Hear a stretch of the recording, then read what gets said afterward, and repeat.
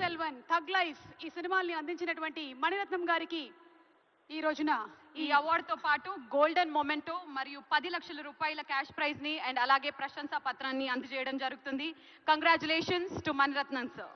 పైడి Jayaraj film అవార్డుని అందుకున్నారు మణిరత్నం గారు.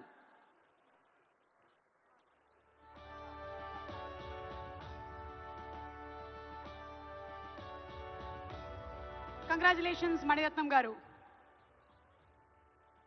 మనకి ఫిలిం వ్యూయింగ్ పర్స్పెక్టివ్నే ఆయన సినిమాలతో మార్చినటువంటి డైరెక్టర్, ఆ ఘనత ఆయనకి దక్కుతుంది.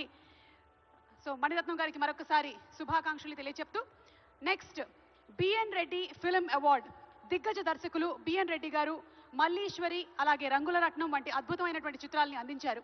ఆయన దర్శకత్వం వహించినటువంటి రంగుల రత్నం ఉత్తమ తెలుగు చిత్రంగా జాతీయ పురస్కారాన్ని కూడా గెలుచుకుంది. అంతేకాకుండా ఆయన దాదాసాహెబ్ ఫాల్కే అవార్డుని అందుకున్న తొలి దక్షిణాది సినీ ప్రముఖుడు. మరి ఈ అవార్డుని అందుకోవడానికి వేదికపైకి రావాల్సిందిగా శ్రీ సుకుమార్ గారిని కోరుకుంటూ ఉన్నాము. బిఎన్ రెడ్డి గారి పేరిట స్థాపించబడినటువంటి తెలంగాణ గద్దర్ ఫిలిం అవార్డ్స్లోని ఈ అవార్డుని ఈసారి మన డైరెక్టర్ సుకుమార్ గారు అందుకుంటున్నారు. మనకి ఆర్య, జగడం 1, నేనొక్కడే, అలాగే పుష్ప 1, పుష్ప 2 సినిమాల్ని అందించినటువంటి డైరెక్టర్